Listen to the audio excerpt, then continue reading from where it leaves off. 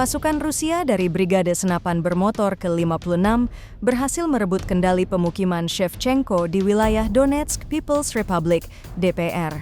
Operasi tersebut disertai pengusiran formasi militer Ukraina dari 3 brigade berbeda. Rekamannya beredar di Telegram Senin 30 Juni 2025. Formasi Ukraina yang terdiri dari Brigade ke-71, ke-128, dan ke-141 dilaporkan dipukul mundur oleh pasukan Stormtrooper Rusia.